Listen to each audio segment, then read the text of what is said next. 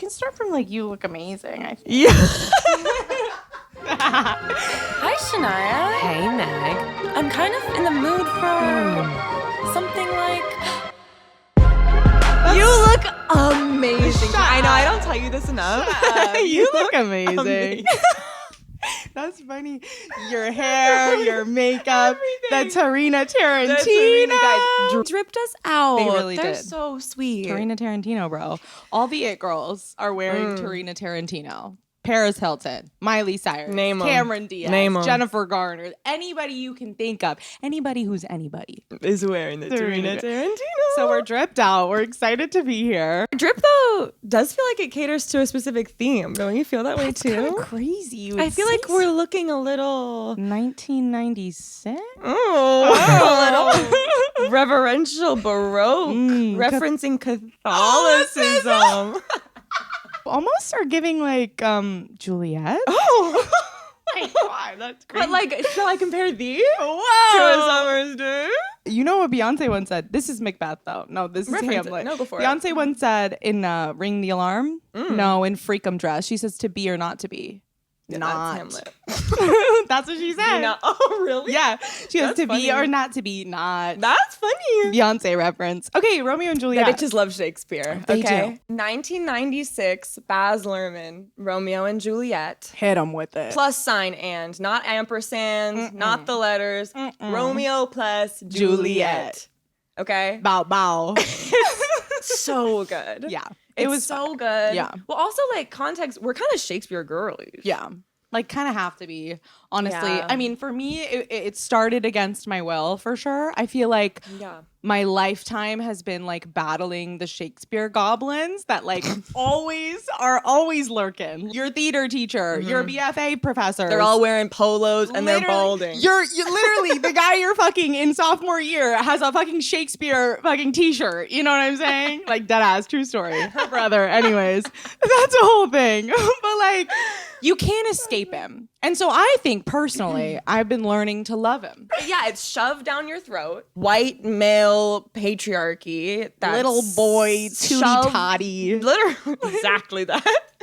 Gagging on it. You're Literally. These ELA teachers are gagging on his dick. Bro. And that's like, and I get it. We do get why. Yeah. And there's moments of it that's brilliant. And this movie is a perfect lens to view him through. And we all watched it like freshman year for a lot of people.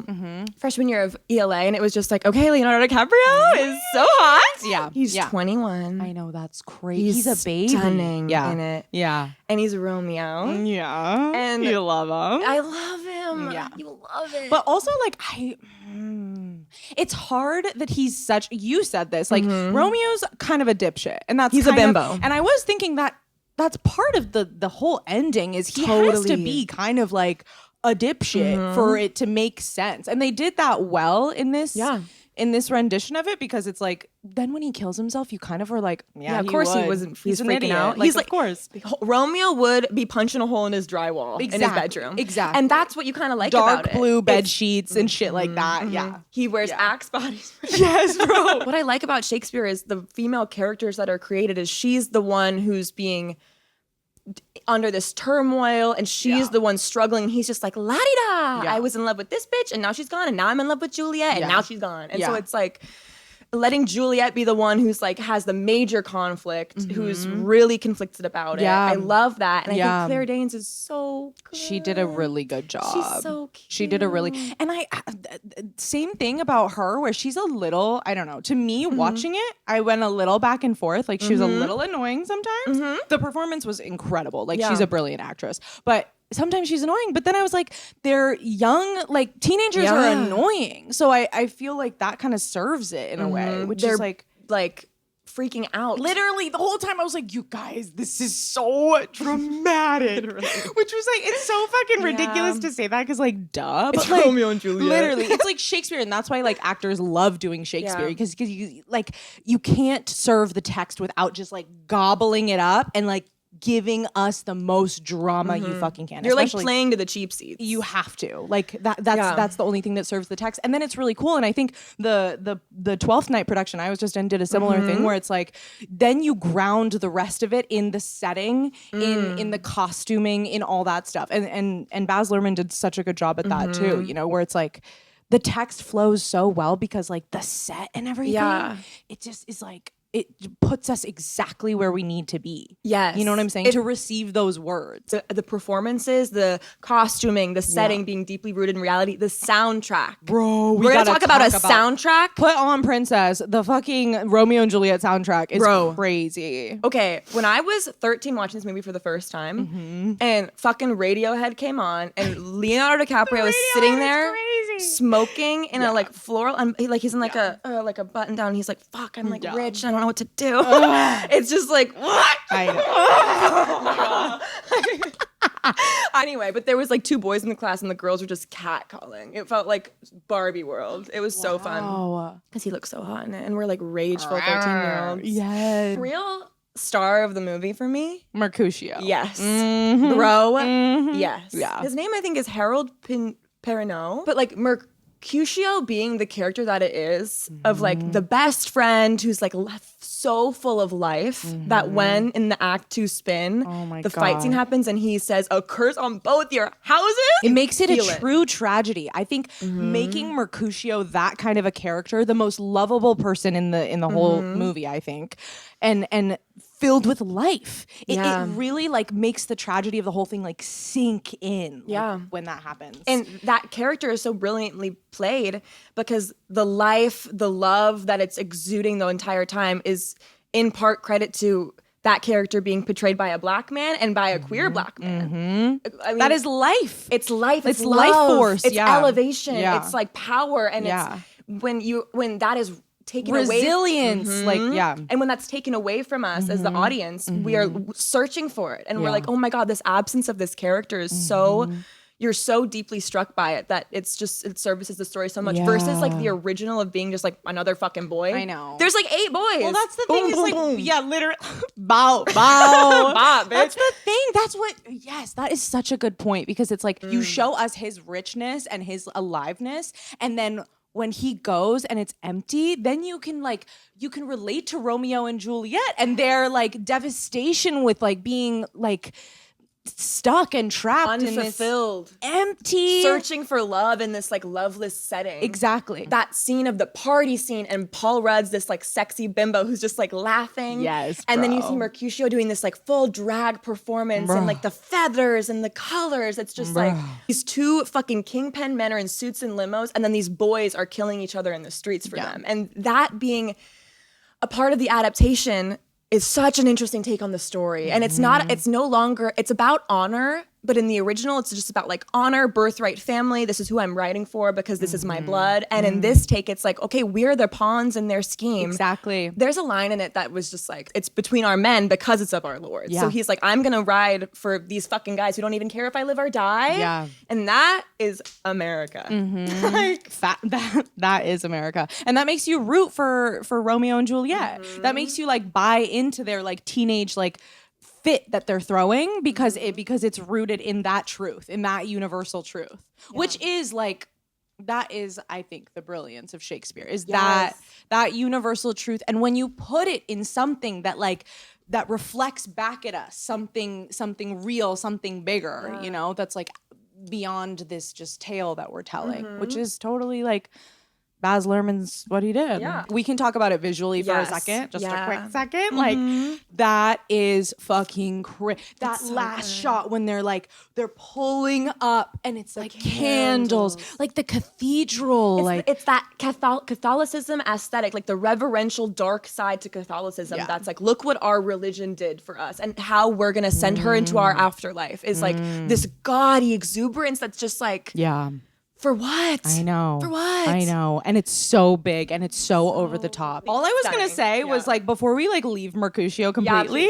please. Question, like Loki, I was kind of like, Romeo and Mercutio, there's a little tension. They definitely had sex at one point. There's a little tension or there. They want to. Yeah, exactly. I mean, I don't That's a crazy question if they have or not. But like, I just was watching it and I was like, that's an intentional choice. Or Leonardo DiCaprio is like 21 and like kind of gay. He's like kind of fruity and like accidentally is like flirting with because that's very much also. This is where my Shakespeare education stops me from seeing it through like the most beautiful next level lens. Is because I'm like, no.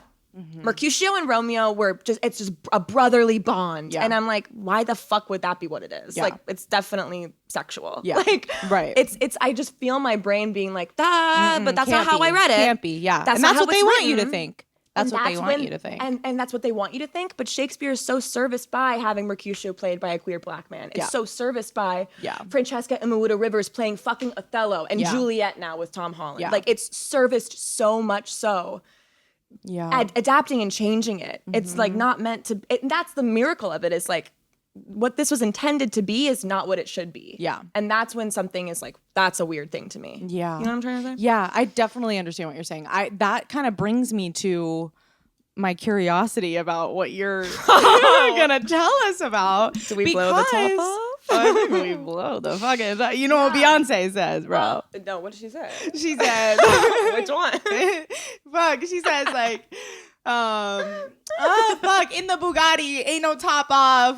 Feel the wind on my skin. Okay, whatever. We'll fucking get that. How many times should I? Literally, I need to be more like precise with them because the first reference was definitely Freakum Dress. It wasn't Ring the Alarm. Like I need to not mix these things up. I'm really curious about who Shakespeare actually was. Okay, so for a little bit of context, just to support this theory, I think also if people don't know about like Shakespeare in Elizabethan era is that women weren't allowed to be actors. So in the original production of Romeo and Juliet, it was played by an adult man as Romeo and then a young boy as Juliet. So young boys would play the female characters because women couldn't act. Like, not first of all, what? Not allowed. Like, why are you doing that to yourself? Yeah, literally. And also these female characters were not, I mean, in Shakespeare it got more so, but like in early theater, these female characters were purely just bitches. So it's like, why can't we have a bitch play a bit? Like, I don't know. Not allowed. It's not like they were like pushing the limit anyway. Right. So that would service the point that because these women can't influence these stories through their performance, they have to influence it in other ways.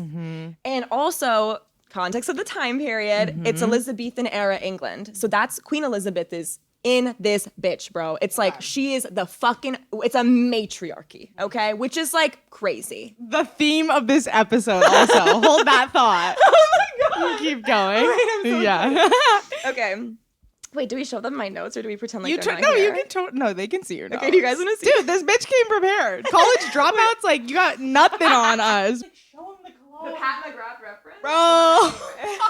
That question of, that fact of how much Shakespeare's work is serviced by these complex, like moving the needle forward, just marginalized identities, and like this myriad of perspectives services this text so well, and that makes me question that it was like some like 17-year-old fucking Catholic boy like who lived on a farm who like was by himself like in his room like writing these stories. So that's kind of the birth of, I think, what took us to this question. So, I think Meg has answers, hopefully, because I need answers. I have theories theories that I believe in. Basically answers. Wholeheartedly. Yeah. Strong opinions held loosely. Let's go. So, okay, first things first, because also, like, we're all educated in Shakespeare. He's shoved down our throat.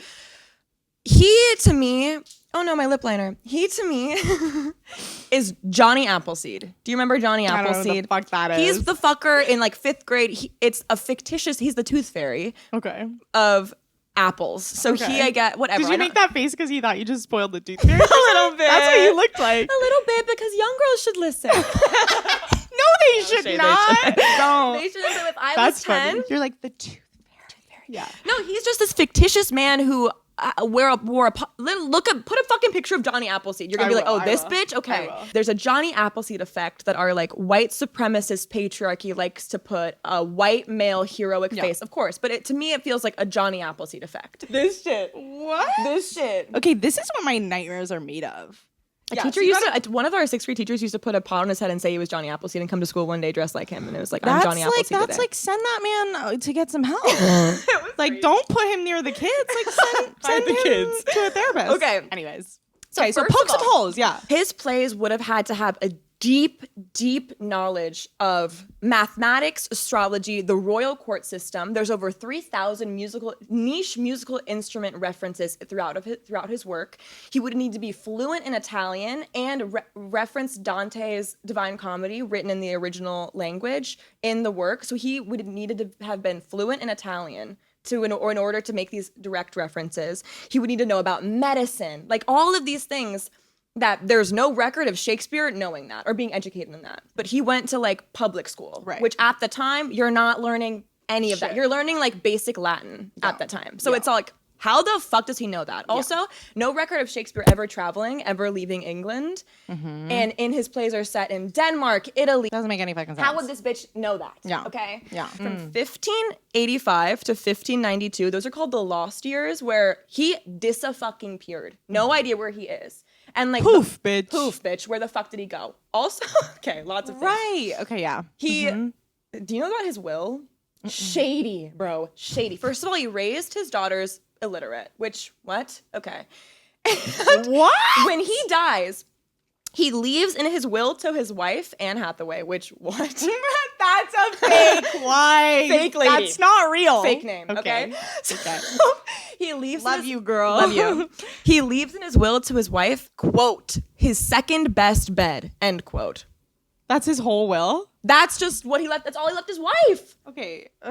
So, fuck like, this man, bro. he I has hate beef. him. Okay, next. Also, just to like corroborate this theory, a lot of my references, Jodi Picoult, who's like a Shakespearean historian, Princeton, Harvard, bitch, author, love. it. She's a big believer if it wasn't him. And then even Mark Twain and Freud also thought it couldn't have been him. Yes. Okay, so here's where a little name of Amelia Bassano comes into the picture, okay? Hi, Amelia. Hi, Amelia. Okay. Where's she at? So she is Italian, first of all. Okay. Fluent in Italian, it's her birth language, and she's fluent in English. And she was raised by a wealthy family who were the fucking Queen of England's court musicians, okay? So that she knows the royal court system very well, and she has a deep understanding of musical instruments and like music theory. There's so many puns in Shakespeare referencing music theory that a fucking Glover's son would not know. There's no way a boy knew that, okay? She's classically educated. She had like the best education she could have, which spans through medicine, astrology, languages. Like she's much more educated because she's wealthy, of course, like white privilege, white wealth privilege at the time. When she was 13, she was the mistress to Lord Chamberlain. So Lord Chamberlain at the time is the Harvey Weinstein of theater in Shakespeare's time. So he's producing everything. He decides what actors are in what. He decides what plays go up where. He's the fucking head guy at the time. She's 13 and she's his mistress. So that's how she gets her into the English theater scene. She's living with him. Wow. She gets pregnant at 23 and then he kicks her out. She marries her cousin and moves back to Italy in 1592. In 1592 is when Shakespeare starts writing his Italian marriage comedies. The same year she moves back to Italy, has her marriage fall apart. She's newly married to a new man and raising a family. So then Othello comes out. So Othello, there's a speech that Iago says to Othello about revenge and jealousy in that play. And in that speech, he references a goat, a monkey, and a woman who represents truth. And so that's like, okay. Right. A little interesting. In Bassano del Grappa, Italy, where Amelia Bassano was from, there's a fresco in the main court that has a monkey, a goat, and a woman that represents truth on it. There's no way that Shakespeare would have seen that also. There's no record of him traveling there. So that's like a weird, right? Yeah, that's crazy. Okay, here's my favorite part. Okay. Okay, we haven't even gotten to your favorite part. Favorite part. So between the first quarto edition of Othello and the first folio edition, so that's just first draft, final draft. Okay. Between the first quarto of Othello and the first folio, Shakespeare dies, bitch. He's dead. All right? Dies at 49. Also, he dies at 49. You know how much you have to be writing to die at 49 and publish the works he did? Crazy. Yeah. Dies at 49. So he's dead between this publication. In that publication time, 160 lines were added to the piece, which is like, who added them? Right. And most of those lines were given to Desdemona's servant And it's considered one of the first feminist soliloquies in all of English literature. And it's talking about the tribulations of being a woman and being misunderstood and wanting to take the place of a man but not being allowed to. Given to Desdemona's servant, whose name is Amelia. Yeah, an Easter egg that she left for us. Yes. And then wow. no, she's the first female published author in all of England. Which Amelia Bassano. So she's Okay. published not for Shakespeare's work, but for Okay. her own personal work. Wow. But you don't just get published in your 40s after having no work. Right. Okay. And for not being like fucking brilliant, fully believe that it's like it's her. Okay, Yeah. great. Okay, that's done. That's a fact her. We now. confirmed it. Talk to your English teacher. Like, Literally. let's. Anyways, shifting the narrative, but also thinking about the people that she was around as like a wealthy person in England, like during the late 1500s. The influences, like the black people that I'm sure she was fucking around, like these various perspectives and stuff like that. That. Like, I don't know, I think that's like a big part of like our unraveling of history and our understanding of it is that like these people, like Amelia is very, very close and like her perspective is very influenced by like this community that she's around. And as a woman being just like 10,000 times more perceptive to that, you know? I'm glad you brought up her blackness in general. Yeah. Because there's also like kind of it's been disproven. I mean, disproven Yeah. by whom? Yeah. But there's this internet theory that Amelia Bassano herself was black and that there's the, the dark That's lady. kind of why I'm like, there's no way a white lady wrote all this. I totally That's agree. kinda why. If But it's also Amelia it's hella, Bassano, it's yeah. like he does say hella racist shit, so maybe. Anyways, Totally. Yeah. She was Jewish, Amelia Bassano. Okay, and her yeah. family was hiding their Judaism. Yeah. And she had dark hair, darker features. And so there's also the theory that she is the dark lady. So in his sonnets, he references this dark lady that he is like in theory supposed to have an affair with and have like a long romantic relationship with. He's writing these love sonnets to the dark lady. But also like there's other theories that it's a black woman and it's a totally different person and she was actually the author and that could not be her at all. So I'm glad you brought that up because there is speculation and that is one of the reasons why I'm not like totally sold on this woman. Yeah. I wonder if we'll ever know, like what the truth is. This is the other thing is I feel like if it's her, there are these hidden secrets that she's like, they're going to figure it out. right. But then the patriarchy wins, white supremacy wins this time. Yeah. And we're still like, shout out this fucker. And that's what's so frustrating. This is the reason I dropped out of college, essentially. I literally dropped out. Sophomore year was our Shakespeare year. It was our classical training year. So every single class that we had, all we were talking about Shakespeare. And part of me, especially now, understanding the complexity and the amazing like universality of these stories and like being able to like participate in it in a way that's like, okay, this can be meaningful. That's what was so frustrating is it's like, why are we only talking about this in one way as if this is a fact? We don't know any fucking facts about Shakespeare. Like we know like, we can gather like as much information as we can, but like we need to like crack this open a little bit. Like let's dance around a little bit. That's like a part of the foundation of like Shakespeare's work is the complexity of the different narratives that he weaves together. The way that like in Twelfth Night you're experiencing like 8 different people's psyche, their struggle, like in depth, and that's part of his form and part of the way that he writes is these soliloquies, these monologues, the way that people are speaking on their emotions, which is essentially in a lot of ways speaking on your perspective and stuff like that, which is why it's like it doesn't make any sense that like this one guy who didn't even live that long like would have access, didn't travel, like was just like a random ass fucker. Like no way he has access into like fucking the female perspective, like all of these like, to intertwine them and to like explore them through hours long plays. Like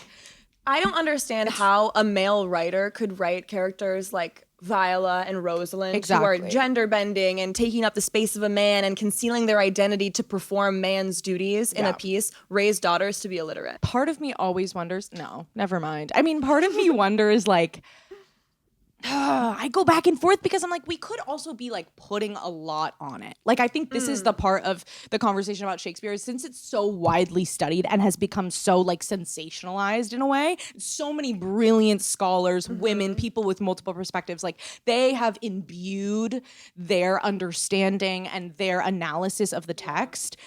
And so I wonder if like us sitting here like 500 years later, it's like it's just like those layers that have been painted over it over and over and over again that like make it as rich as it is. I don't know. That's a good point. That's like a That's like a question. That's a good point. And I think that's what, I think that's why it needs to change. That's why it needs to be new adaptations. I have questions. Yeah. Can we spend some time asking questions? Yes. Speaking of questions, particularly in regards to things that people think are mythical that might not be. Okay, today we're going to be talking about mermaids. Okay, we have questions. I have questions. Okay, about mermaids, and that's a good foundation for this segment of the pod. Is going to be like, let's ask them some questions about these things, these fairy tales that we grew up like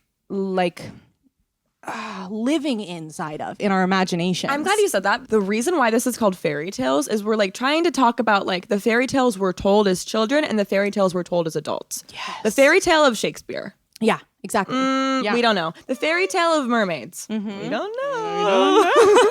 When you think of a mermaid, you're thinking of, first of all, like an association that's been like brainwashed into your head, right? We think of like these very specific stories. We're thinking of Ariel. You're thinking of, right, this lady with the big tits and the green tail, right? That's what a mermaid is, right? When you think about it. So I think that it's important, like, as the foundation of these questions, or just this question today, is to like shatter that like right off the bat and to like become aware of our association of it, and then be like, okay, what happens when we strip it back of these very like tangible, visible, capitalistic like things that we've been brainwashed into knowing, which are very Eurocentric, very narrow ways of thinking about things. Fitting a beauty standard is insane. It's crazy. Do fish fit beauty standards? That's insane. Are fish hot? No, they're not. So why is that a category of like what a mermaid would be? It's not actually. It's something that they like lied to us to tell us as little girls to further promote this narrative. Even in your imagination, you have to be hot. Okay? Like, bruh, come on. Are you kidding me? You have to have big tits in your imagination too, even though you're like a fish under the sea. Okay? So right. Yeah. That's fucked up. So I'm like, let's fucking obliterate our understanding of mermaids in that way. Okay? And let's kind of like, let's start from scratch a little bit. I also think it's important to like, let's like examine some otherworldly definitions of mermaids, not just like our American associations, you know? So we can start with like Merriam-Webster or whatever. Like the official definition of a mermaid is a fictitious or mythical half-human sea creature with the head and trunk of a woman and the tail of a fish, conventionally depicted as beautiful and with long flowing golden hair.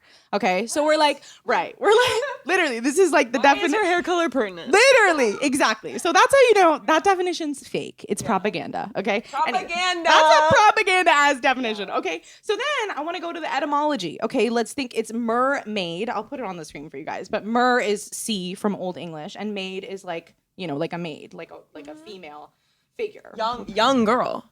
Is it? Maid. It's like young girl, unwed young girl. Oh, interesting. There's a lot of accounts of like indigenous people describing mermaids as being part of like more spiritual realm. Like the understanding is more of their like essence and spirituality as like deities and like gods and like rulers of the sea in that way. So just thinking of mermaids closer to an energy, to a deity, like something like that, something like all powerful. That is like the mysticism in it. Mami Wata is a general term that means water mother. And it's like a Pan-African term that like refers to a bunch of different deities of the sea. And so it refers to mermaids, it refers to like these like oceanic gods essentially.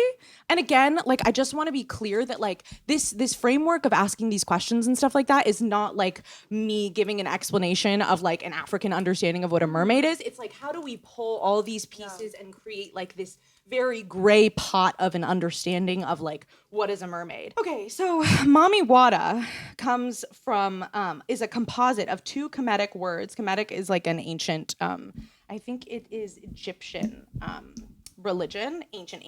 Comes from the words Ma and Uwati, and Ma means truth or wisdom, and Uwati means ocean water. So Mami Wata is like a general term that basically refers to like a water mother, right? That's how we can like translate it and associate it. It's a historically matriarchal spiritual system is what Mami Wata is like associated with. Okay, so the matriarchy, right? So with that understanding, right. So mermaids, it's like this matriarchal pod of like wisdom and like that human sentience that is wisdom, right? So now I want to show you a picture of an orca. I can't wait for some visuals. So let's look at an orca, and I'll show you guys, okay? But like, take a look at the tail, take a look at the shape of the tail, and our understanding of like what the shape of the mermaid doesn't have tail any is. titties. Right? There's no titties, but okay. I want to tell you guys about orcas because I also have like an obsession with fucking You're good at that orcas. Okay, deep dive on orcas really quick. Okay, they're fucking crazy. Yeah. They're fucking crazy. Okay, orcas can swim 30 miles per hour. First of all, that's really fucking fast, bro.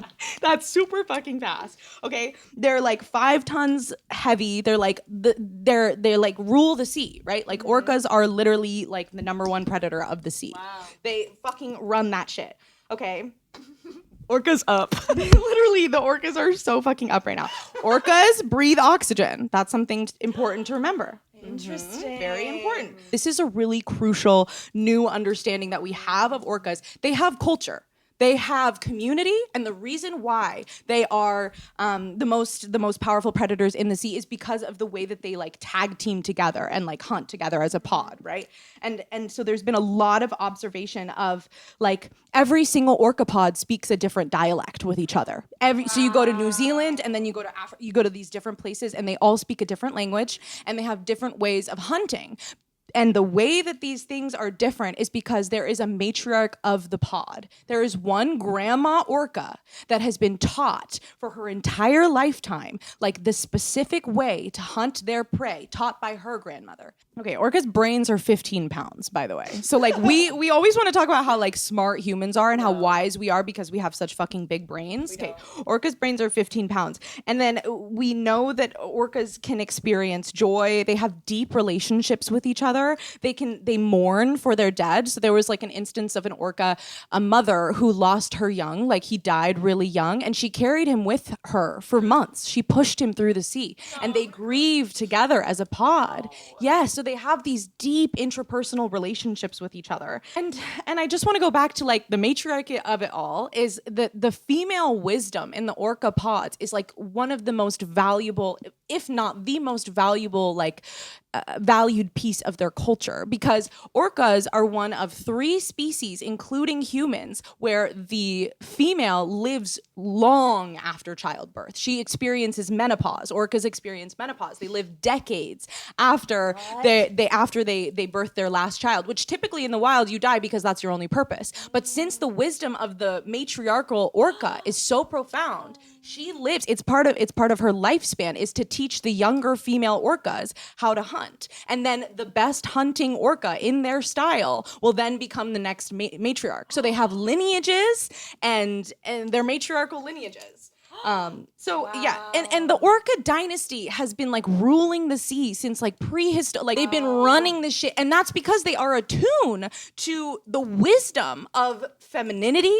They are attuned to the wisdom of like of the matriarch, and that's their #1 valued thing in their society. So that's why they've been able to like run this shit for so fucking long. Just an example, like only New Zealand orcas flip stingrays upside down when they hunt them because it makes the stingrays pass the fuck out. No other orcas have been observed to do that.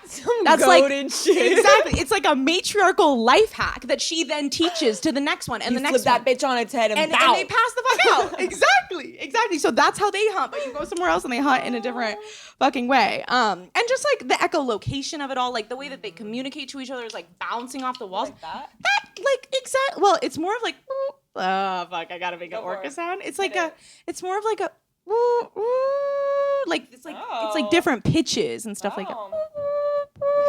I don't fucking know.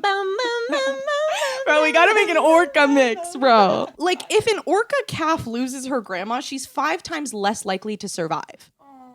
So that's just, I'm just trying to like point out how oriented they are around this matriarchy. Yeah. And great. I also think it's really interesting that they have like kind of a parasocial relationship with us. Like when you think about whale watching and you think about, and you think about orcas sinking ships and like interacting with hunters and the way that they interact differently with a person that they know is going to help them versus a person who they know is hurting them. Like they will sink a ship. There are multiple accounts of like orcas like sinking the ships of these fishermen versus like there was an instance where an orca had like a fisherman line like wrapped around it and it knew that this guy was coming to help him. And so it didn't kill, even though they could easily kill us. The orca orca's frame is 4 tons. Like that's a massive. Huge. So I just am like when we think about mermaids and we think about them as being like this otherworldly existence, this orca is doing shit that is like, how is that like fucking happening under the sea, but breathing fucking oxygen? So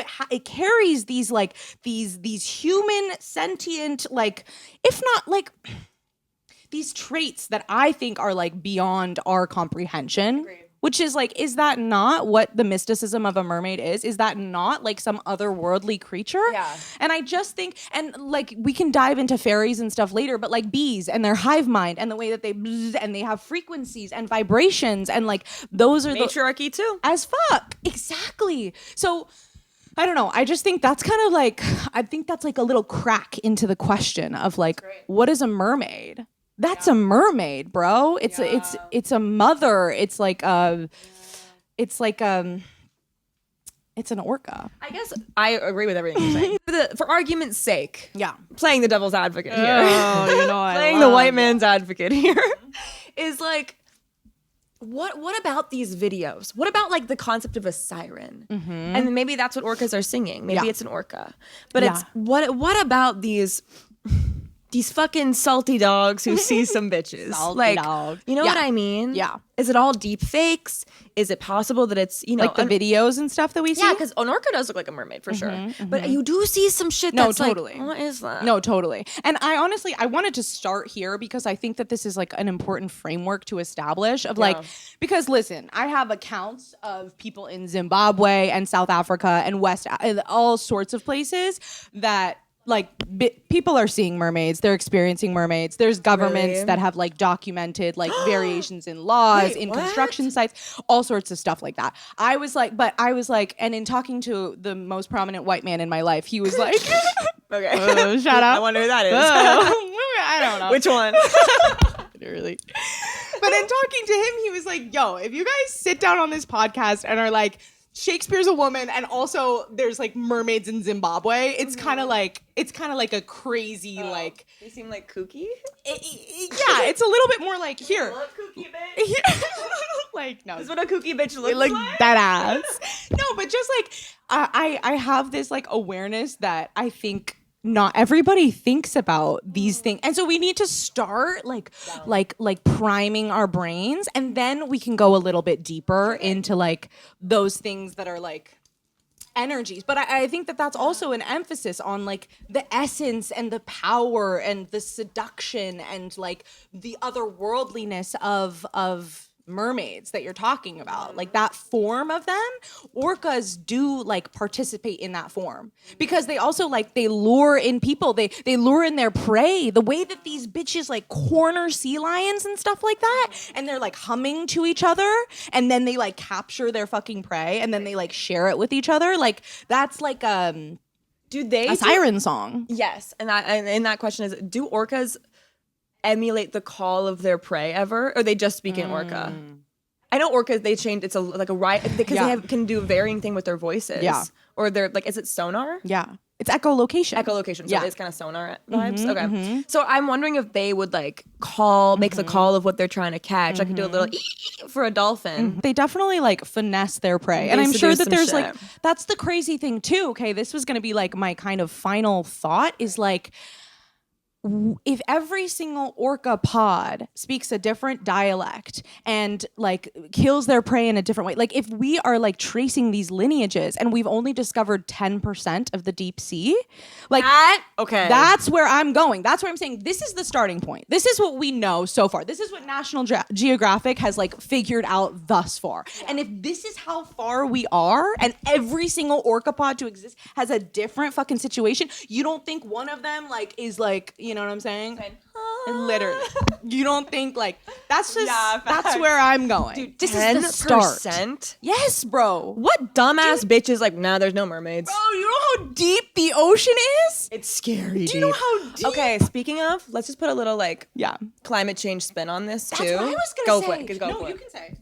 No, just I don't know where it was, but washed up on the shore was like a deep undersea fish with the light bulb, those big scary fuckers washed up on the shore. And that's a deep sea fish. So that is like never happened. Yeah. Also, have you seen the pod? I don't know if they're Yes, orcas. two. Like there have been 2 instances of them. They run, like not run, but they like swim. Imagine. They swim and they're screaming. I saw this woman in an interview being like, I hear their screams at night. Yes, they commit suicide as like a massive pod because something is going on in the deep sea. It's really, they're shrieking, they're begging for help, like in these massive, like, I don't know, like pods. And what I was going to say, my climate change take, and also I don't think we're supposed to be calling it climate change anymore. What are we supposed to be calling it? Fuck. Really? Yeah, because climate change makes it's a neutral, like that'd be a real-time fact check. It's a neutral. Yeah, I'll look it up. But the reason we don't say it is because it makes it seem like, oh, this climate's changing. Yeah, it's not.